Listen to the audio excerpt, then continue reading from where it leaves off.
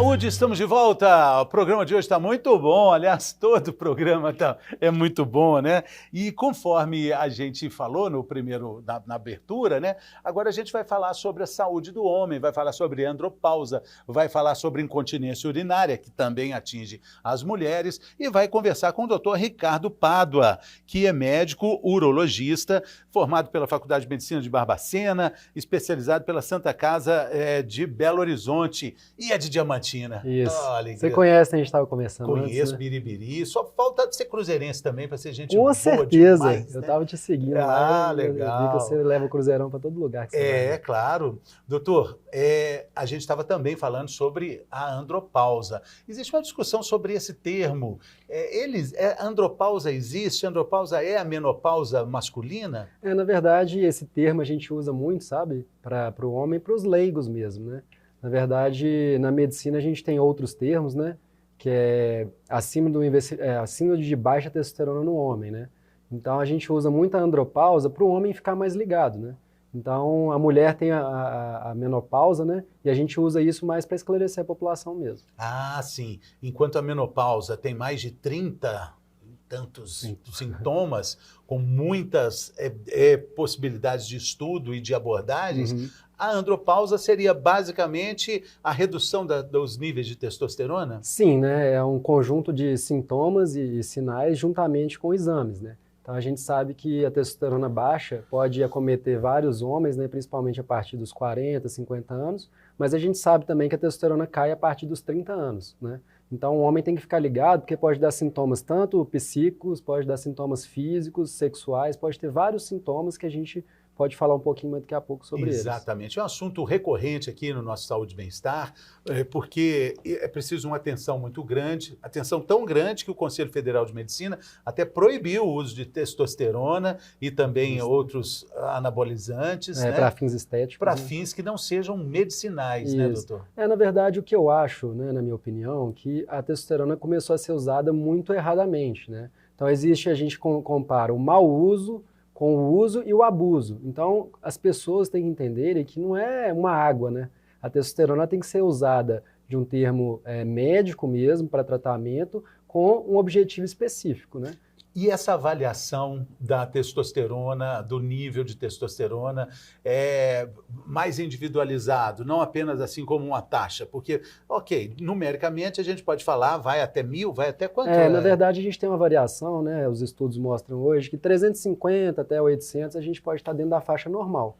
Só que a gente sabe que... Mas, doutor, só um minuto, desculpa um parênteses, desculpa interromper, mas de 350 a 800, uma faixa normal muito extensa. É porque a gente tem alguns problemas que é até da dosagem da testosterona. No Brasil, a gente não tem um exame assim 100% seguro, né? E a gente sabe que o hormônio ele varia durante o dia. A gente sabe que a testosterona é produzida mais pela manhã. Então, se você for fazer um exame você mesmo, de manhã, 8 horas da manhã, a taxa vai estar mais alta. Quando você for fazer no final do dia, sua testosterona vai estar mais baixa. Então a gente tem essa variação grande porque é o testículo da gente que produz. E depois dos 30 anos, a gente começa a perder 1% da produção ao ano. Então a gente tem que ficar ligado porque a testosterona, eu também concordo com você, não é um número exato. Tem gente que está com 400 de testosterona e está mal. Tem gente que está com 350 e está bem. Então a gente não olha exame. Eu falo, sempre bato na tecla que a gente trata pessoas. O exame é complementar. Então, se o paciente está bem, né, os exames estão dentro da normalidade, não tem por que a gente mexer. Já o paciente que está ali na faixa de 400 e está mal, parte sexual ruim, cansado no final do dia, a gente não deve tratar, a gente tem que tratar as pessoas, na minha opinião. Exatamente. E com uma abordagem mais ampla, mais holística, porque, primeiro, não dá para minimizar e dizer que simplesmente toda a disfunção sexual, a disfunção erétil, está relacionada à testosterona, não, né, doutor? Pelo contrário, né? A gente sabe que o homem mais novo, ele pode ter queda de testosterona e a maioria das vezes os sintomas são de fadiga, cansaço, nem sempre a parte sexual. Agora, acima de 50 anos, realmente a parte sexual ela é mais importante quando a testosterona está baixa. Só que a gente sabe que a testosterona não é só por isso. A gente sabe que quem tem a testosterona mais baixa corre risco de saúde. Aumenta risco de AVC, aumenta risco de infarto, né? Até a questão de depressão e essa parte psicológica também. Então, a testosterona é saúde. Não quer dizer que é parte sexual apenas. É para o homem viver bem. Sim. Importantíssimo. Outro dia fizemos um programa aqui sobre zumbido com a doutora Ana Paula o quê, Bárbara? Pires. Nossa produtora Bárbara, pronta para atender aqui minha solicitação. Ana Paula Pires, com 2 N's, lá de Montes Claros. O senhor conhece a doutora Ana Paula? Não conheço, uma maravilhosa médica que cuida do zumbido. Uhum. A baixa testosterona tem a ver com problemas de audição também? A gente for colocar, né, os sinais e sintomas da testosterona baixa, ela é múltipla, tem muita coisa, é impressionante. Mas vamos ao paradoxo. Uhum. A reposição indiscriminada, ela não só não resolve essa gama de problemas, como vai trazer outros problemas também. O que a gente sabe é que a testosterona tem que estar dentro do limite normal. Quando o paciente começa a usar a testosterona por outros fins, né, estéticos, a gente sabe que ele, primeiro, a maioria dos médicos, a maioria dos pacientes não procura médico. Então eles tomam medicamentos que a gente não sabe a procedência. Outra coisa, os níveis de testosterona vão para cima de 1.000, 2.000. Eu já peguei pacientes com vários tipos de testosterona muito alta, né?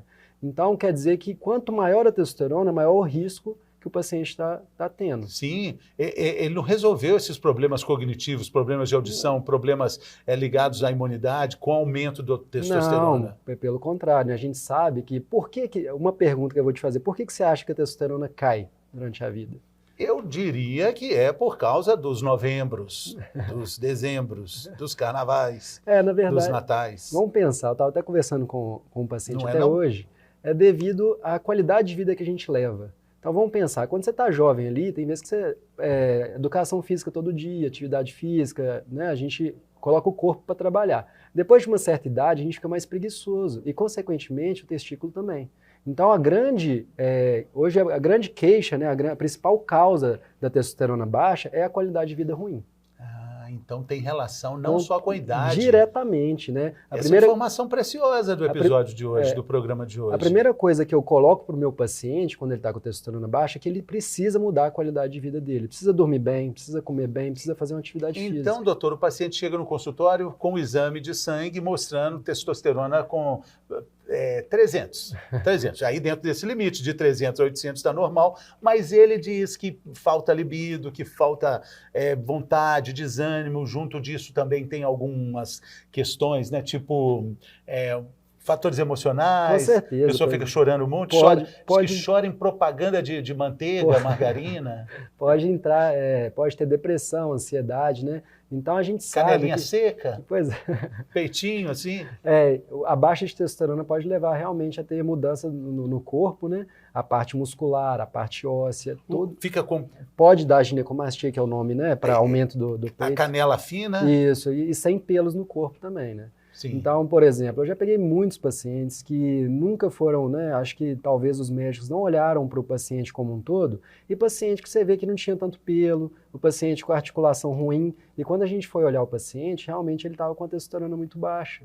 Né? Então, não é só a questão de sexualidade, né? Não é só para a parte sexual. Porque o doutor Leonardo também, outro querido aqui do nosso programa, doutor Leonardo é um eloquente do assunto, né? Ele fala que se fosse uma relação direta de impotência e testosterona, o mundo estava bem resolvido com relação a isso. Aí a gente ia repor testosterona para todo mundo, ninguém ia ter dificuldade de ereção. E não né? é assim. Não, pelo contrário, né? Até eu tenho colegas no Brasil todo, a gente é andrologista, a gente fala que reposição hormonal não é tratamento de disfunção erétil, né? Olha que interessante. É porque a disfunção erétil ela é multifatorial, né? Ela envolve relacionamento, como é que você está com sua esposa, né? Com a parceria, envolve sono, né? Não sei se você sabe, quando a gente dorme mal, a gente aumenta muito o cortisol e ele atrapalha a parte sexual. E tanto é que jovens, né, tem relatos assim, interessantes sobre o uso indiscriminado dos remédios para tratamento também indiscriminado da disfunção erétil por jovens que acabam ficando cada vez mais dependentes desses remédios, ou seja, jovens transbordando testosterona com problemas assim, né, doutor? Isso na minha opinião, né, hoje o mundo está tão imediatista, né? A pessoa quer ter uma relação boa, toma remédio. Quer dormir, toma remédio para dormir. Quer ficar acordado, toma remédio para ficar acordado. E esquece de saber a causa. Por que será que um paciente jovem tem uma dificuldade de ereção? Né? Provavelmente, qualidade de vida está ruim, está dormindo mal, ansiedade. Então o cara não trata, não procura médico e depois quer resolver só com medicamento e mesmo assim automedicação. Não sei se você sabe, Fernando, que a gente teve ano passado 20 mil pessoas que morreram devido à automedicação, né? Então é um número muito alto. E será que esses pacientes, né, essas pessoas, tomam remédio junto com bebida alcoólica, junto com outros tipos de coisa, e isso que pode dar problema? Exatamente. Doutor, uma coisa interessante também é a composição dos hormônios que a gente produz que estão relacionados também com testosterona. Essa também é uma análise que o médico, na medida do possível, deve fazer, né? Por exemplo, cortisol, a relação de outros hormônios com a baixa testosterona. Com certeza, né? Não sei também, vou falar um pouquinho dos hormônios também, mas não sei se você sabe que o paciente acima do peso, ele tem um risco maior de ter testosterona baixa, e o paciente que tem testosterona baixa tem um risco maior de ser obeso. Então, se a gente for colocar as relações da testosterona baixa, ela tem muito a ver com hormônios, tem a ver com sedentarismo, obesidade, diabetes, né? Então, por exemplo, que você me perguntou, a gente sabe que a alta de adrenalina e a alta de cortisol, por que adrenalina e cortisol? Dormir mal, né? O paciente que está muito ansioso, ele faz a testosterona cair e até a parte sexual também fica ruim. Ah, então tá. Mas, às vezes, assim, testosterona baixa significa cortisol alto? Nem sempre, né? A gente sabe que a testosterona baixa pode ter, a gente sabe que é o fator primário quando é um problema na produção no testículo. E o fator secundário, que é a maioria desses casos que você está falando. Pode ser que tem outro hormônio, prolactina, que é muito importante, que ela atrapalha a produção de testosterona também. Então, por isso que a pessoa, né, o homem, tem que procurar um médico para fazer a avaliação completa. Não tem jeito de falar assim, ó, a testosterona está baixa em todos os pacientes por uma causa só, e não é. Sempre é multifatorial e o médico tem que interpretar o paciente como um todo. Então, para você, telespectador e telespectadora acompanhando a gente aqui até nesse momento, obrigado pela companhia, pela audiência, fica uma dica muito importante. Não é na primeira consulta que o Dr. Ricardo vai indicar ali o gel de testosterona, a injeção de testosterona. Não é assim. Não, e não deve ser assim, né, doutor? Pelo contrário, né, Fernando? A gente tem que entender, igual eu sempre bato na tecla, tem que saber a causa. Como é que eu vou tratar um paciente sem saber o que está acontecendo com ele? Será que a causa dele é no testículo? Será que ele teve uma infecção, uma inflamação? Ou realmente é qualidade de vida ruim? Ou será que ele tomou, né, hormônios e não fez o acompanhamento? Então tem várias causas, né? Assim, a gente tem que procurar realmente a causa para tratar o paciente como uma pessoa. Outra coisa que eu vejo muito, né, por isso que eu acho que o CFM proibiu o uso indiscriminado, porque tinha pacientes que não sabia que estava tomando, tem pacientes que não queria estar tomando e estava. Né? Então, assim, é uma coisa muito importante isso, porque tem médicos credenciados, tem médicos bons que sabem manejar realmente os hormônios no homem. Né? De uma forma geral, quais são as especialidades médicas que podem receitar? Quer dizer, todo médico pode receitar, mas quais são as que normalmente prescrevem testosterona? Na verdade, hoje, né, a prescrição de hormônio mesmo começou tudo com a endocrinologia, que é o campo realmente dos hormônios. Né? O urologista, querendo ou não, a gente está dentro da saúde do homem, da parte hormonal. A gente também tem que entender que a reposição pode levar a algum problema de próstata, então o urologista está bem habilitado para tratar disso. E a gente sabe que tem os nutrólogos, né? Mas existem vários tipos de pessoas que fazem vários tipos de treinamento para ser nutrólogo. Né? A função da nutrologia, ela não é muito, ela não é muito antiga não, né? Ela é meio recente, tem controvérsia com relação a isso, não sei se você sabe, existe residência médica de nutrologia, que é aquele suporte nutricional para o paciente internado, né? Aquele paciente que toma, até tem vezes que alimentação pela veia, né? Que é a parenteral. Então existe realmente a residência, o cara que fica 2 anos estudando para isso. Porém, existe hoje as especializações que são custos muito pequenos e para focar apenas na parte hormonal. Então, assim, é claro que a pessoa que estuda, a pessoa que corre atrás, ela vai saber. Mas a gente tem que saber também que tem limite, né? Não pode ser assim um cursinho de final de semana que vai saber tudo de hormônio. Doutor, e também outra questão importante que normalmente as pessoas não sabem, é que uma vez a reposição feita, o organismo entende que está tudo ok, para de fazer a testosterona. Isso é uma coisa interessante, né, Fernando? Porque o organismo da gente ele é muito esperto, né? Quando a gente começa a receber uma coisa muito grande de fora, ele entende o seguinte, eu vou parar porque não está precisando mais, né? Não precisa de eu produzir porque eu estou recebendo muito. Então ele para de produzir. Depende da dose, do tempo, né? E da forma que você está repondo. Nem todas as formas fazem bloquear o eixo que a gente fala, faz o organismo parar de produzir. Então, por isso que deve ser sempre e levar no médico, entender e para cada paciente fazer um tipo de reposição. Cada pessoa é individualizada, entendeu? Sim, sim. A gente tem essa função aqui de falar sobre a saúde do homem e tem dentro da nossa pauta, tem o assunto também da incontinência urinária, que está nesse bojo aí, né, doutor? Com certeza. Não sei se você sabe, né? Homens também têm incontinência urinária, mulher tem mais, mas homens têm. A principal causa no homem é o aumento da próstata. Você sabia disso? Doutor, eu sabia, né? Mesmo porque eu tenho 56 anos, Que bom. então é algo que faz parte do meu universo de cuidados, né? Mas isso de é importante. entendimento, a consulta ao urologista todos os anos, enfim. É algo que faz parte também, não só do assunto de trabalho, mas de vida também. Mas né? isso é importante, eu estou te perguntando, né? Porque a gente consegue ver que você é um homem que se cuida. Agora, a maioria da população, né, ainda não se cuida. Então, por exemplo, chega muito homem para mim, eu urino muito à noite, doutor. Isso é porque eu tomo muita água. Sempre um homem quem dá uma desculpa do que ele está sentindo para a coisa que ele faz. Por exemplo, eu bebo muita água à noite, por isso que eu vou 5 vezes à noite. Eu perco urina porque eu bebo muita água durante o dia. E não é. A gente tem que conhecer nosso corpo. E o homem começa a ir no médico depois dos 40. É diferente da mulher, que a partir dos 13, a primeira menstruação, a mulher já começa a ir no médico. Então, até eu estou abrindo um consultório novo só sobre saúde do homem para conscientizar e saber que o homem precisa cuidar, porque eu não sei se você sabe das estatísticas, que o homem costuma viver 5 anos a menos que a mulher. E qual que é a causa disso? Principalmente é porque o homem não se cuida. Então, cada vez que o homem se cuida, ele começa a perceber e entender o corpo dele. Você já conhece, né? Então, a incontinência urinária no homem. A grande causa é devido ao aumento da próstata com a idade. Que pode ser benigna. Benigna. O aumento da próstata, né, eu até costumo comentar com meus pacientes, que a próstata tem duas doenças mais comuns, que é o aumento benigno e existe o câncer de próstata. O câncer de próstata, a grande maioria das vezes, ele não dá sintoma nenhum. O paciente não sente nada. Então, o único jeito de você saber é ir no médico e fazendo exames. Já o aumento da próstata tem sintomas, né? Os principais são a dificuldade de urinar. Outra coisa que as pessoas têm que entender é que qualidade da urina é diferente de quantidade. Então, quando eu pergunto ao paciente se ele urina bem, ele acha que eu estou perguntando se ele urina muito, e não é. A qualidade é o jato ser forte, é o paciente urinar sem dificuldade, é não sobrar urina para trás e não ter incontinência. Então vamos falar sobre essa qualidade, Claro. porque aí a densidade do jato, né? Tem aquelas bolinhas de naftalina ali que ficam no mictório normalmente, né? O ideal é um jato que quebra a bolinha de naftalina em 4, assim, ó, tchap, tchap, tchap, tchap, tchap, raio laser. O ideal seria, né? Mas a gente sabe.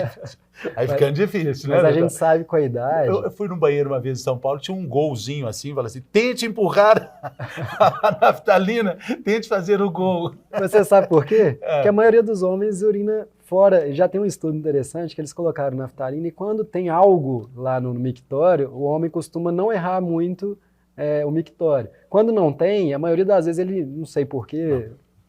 Doutor, banheiro de casa é assim, né? Por isso que dizem que os casais que têm banheiros separados ganham mais 7 anos de vida na relação. Isso deve ser um fato verdadeiro mesmo. Quem disse isso foi o Roberto Justus, que casou várias vezes. Casamentos duradouros, né? Mas a verdade é isso, né? O ideal seria urinar forte por toda a vida, porém a gente sabe que... Vai mudando. Igual o cabelo vai ficando branco, né? A barba vai ficando branca, a bexiga da gente e a próstata vai dando alterações, né? As principais alterações são o aumento. Você sabe onde que fica a próstata? Você deve saber, sim. Sei também. Só que os homens não sabem. Então a gente sabe que o cano da urina, né, que sai a urina, a próstata está ali, né? O cano passa dentro da próstata. Quando a próstata aumenta, a gente tem redução do calibre, né? Por isso que a qualidade da urina fica pior.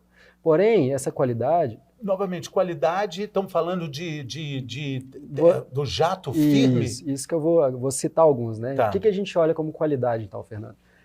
Se o jato é forte ou fraco, né? Se quando está urinando, a urina vai direto, ou ela vai cortando, picando, sabe? Se quando o paciente acaba de urinar, ele tem que voltar depois de um pouquinho para acabar de urinar o resto. Se na hora de ter vontade no banheiro, ele consegue segurar, ou ele tem que sair rápido, né? E levantar mais que 2 vezes à noite. Quando o paciente tem essas alterações, ele já tem começo de alterações de aumento da próstata. Vamos repetir essas dicas, que elas são muito boas. Ponto de atenção para esposas, companheiros, companheiras, enfim, para que a gente entenda sinais de alerta que são importantes. Vou repetir de novo, então. Por favor. Então, estamos falando de sinais de alerta para a saúde do aparelho urinário, né? Isso. O que mais altera realmente, né, que a mulher percebe também, é quando o homem tem... Sabe quando o cara demora muito lá no banheiro? Quando você é novo, você vai no banheiro, faz o banheiro e faz o xixi todo e vai embora. Quando você vai ficando mais velho, você vê que o pai está demorando muito, meu tio está demorando muito, e isso pode ser um sinal, porque o jato fica mais fraco e demora muito para acabar a urina. Você está na fila do banheiro, o cara demora. Não sei se você já viu. Apertado, gente, demora. E você já viu também uns que falam assim, deixa eu te passar na frente, eu estou muito apertado. Então isso é um sinal que é aquele que eu falei da urgência, que é quando o paciente está com vontade não consegue esperar. Urgência urinária. Mas vamos lá, acordar mais de 2 vezes, Isso. mais de 2 vezes por noite. O jato ser mais fraco do que era quando era novo. Jato entrecortado. Entrecortado também. O esvaziamento incompleto que a gente fala. O esvaziamento completo, quando o paciente acaba de urinar e passa um pouquinho, tem que voltar para o banheiro para acabar de urinar, né? E tem vezes que tem que fazer esforço, tem vezes que o paciente fala, aperta um pouquinho a barriga para acabar de urinar. Então esses são os sinais de urinar da qualidade ruim. Isso que são alterações que a gente fica preocupado. Tá, mas isso não quer dizer que seja diagnóstico de câncer de próstata. Não, como eu falei um pouquinho antes, né, Fernando, o câncer de próstata ele não dá sintomas, infelizmente. Então quando o paciente tem essas alterações, ele tem que procurar o médico, ele pode estar com o aumento da próstata, benigno. Porém, o câncer de próstata ele não dá para identificar, infelizmente, só com sinais e sintomas. O diagnóstico de câncer de próstata, a gente suspeita muito pelo PSA e pelo toque retal ainda.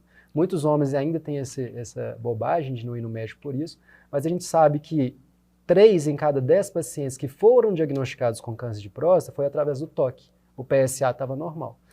Os 7 em cada 10 realmente é devido ao PSA. Porém, 3 em cada 10 pacientes, eles são diagnosticados através do toque. E sangue na urina ou rastros de sangue na urina? E isso também, a grande maioria das vezes, é devido ao aumento da próstata. Porém, o rastro de sangue na urina já é mais complexo um pouco, porque o sangue pode vir desde a filtragem do rim, né, da urina do rim, até a saída do canal. Então, sempre quando o paciente tem rastros de sangue ou tem sangue na urina visível, né, a gente tem que fazer a avaliação completa do trato urinário. Eu estou falando rastros de sangue porque existem exames de sangue, exames de urina, que a urina está perfeita, límpida, mas que tem algum componente ali que indica um... Isso aí é um nome médico, é hematúria microscópica. Por que microscópica? Só é visto no microscópio. Então, quando o paciente urina, a urina está clara, não está vermelha, porém no microscópio acha o sangue lá. E de onde vem esse sangue? É isso que eu acabei de tentar te falar. Tem vezes que pode ser lá do rim, né, da filtragem do sangue, mas pode vir aqui da próstata, do canal da urina, da bexiga. Então, o sangue na urina realmente pode ser o microscópio ou o macroscópio, que é ou você vê o sangue na urina ou você não vê, e esse deve ser investigado com uma avaliação completa do trato urinário. Sim. A relação da hiperplasia, do aumento da próstata e o câncer, ela não é uma relação direta. Não quer dizer isso. Os dois, a gente sabe que os dois têm o fundamento de ser genético, né? Porém, não quer dizer que um vai levar ao outro. Isso é uma pergunta muito interessante, que o paciente fala o seguinte, doutor, minha próstata está grande. Quer dizer que daqui a um tempo eu vou ter câncer? Não tem a ver, não tem sentido o aumento com realmente o câncer de próstata. São 2 doenças diferentes e são tratadas diferentes também. A incontinência urinária, ela é tratada... Hoje existem... eu ia dizer fraldas, mas são calças, né? Calças de vestir, assim, cuecas de vestir, né? Como homem, se fossem fraldas. Na verdade, para o homem tem vários modelos, né? A gente tem realmente a fralda geriátrica normal. Existe um que chama Dryman, que é só como se fosse um absorvente da mulher. E existe as calças também. Então, vai depender de... Primeiro também, né, Fernando? Assim, por mais que o homem está com incontinência e está usando a fralda, mas a gente tem que saber a causa. Nem sempre a causa é a próstata, né? A gente tem vários tipos de incontinência urinária, no homem e na mulher. No homem, depois dos 50, claro que o mais comum é a próstata, os problemas da próstata. Porém, existem doenças neurológicas que podem causar incontinência urinária, pode ser até ansiedade, não sei se você já ouviu falar. Então, a gente tem uma síndrome que chama síndrome da bexiga hiperativa. A bexiga contrai na hora errada. E isso, muitas das vezes, pode ser decorrência de ansiedade e estresse, que também acontece na mulher muito, né? E o tratamento, a gente sempre foca em 3 coisas, né? Primeiro, mudança dos hábitos de vida. Não sei se você está percebendo que praticamente todas as doenças que eu estou falando, a pessoa tem que mudar alguns hábitos de vida para poder melhorar. Por exemplo, a gente sabe que o café é um irritante da bexiga. Não sei se você sabia. O café, o chocolate, o refrigerante, tá? Coisas que pessoas que estão em incontinência urinária devem evitar. Outra coisa é a fisioterapia pélvica. A fisioterapia pélvica faz aumentar a musculatura ou rejuvenescer a musculatura do assoalho pélvico, tanto do homem e da mulher. E também medicamentos para controlar essa... quando a bexiga está hiperativa.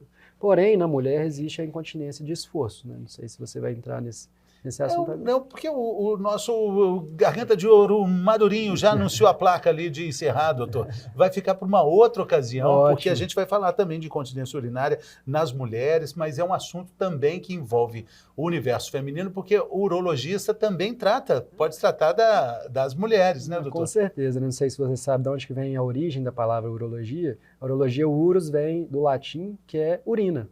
Então, como todos nós urinamos, o urologista é o cirurgião do trato urinário. Pedra nos rins, infecção de urina, incontinência urinária na mulher, também é um tratamento com o urologista. Tudo bem. Vai ficar para uma outra hora, mas com Estou à muita disposição. alegria vamos te receber aqui, doutor Ricardo Pádua, que estudou na gloriosa Faculdade de Barbacena, onde meu amigo Jair Leopoldo Raso, você conhece o Jair Leopoldo Raso? Já escutei falar, mas conheci. É uma lenda de Barbacena, neurologista, neurocirurgião famoso, meu amigo de teatro lá de Barbacena. E também de Diamantina, né? O senhor, né, doutor? Muito obrigado pela presença. Eu te agradeço. Espero que a gente se encontre em breve. Claro, muito obrigado. Eu te agradeço, Fernando. Obrigado também pela sua companhia. Valeu a companhia. Mande um WhatsApp pra gente. A gente recebe o WhatsApp, Madrudo, Bárbara? Eu nunca vi um WhatsApp. A próxima vez vou mostrar um WhatsApp. Vou falar de novo o número 99-791-5990. A gente está te esperando. Saúde, até a próxima.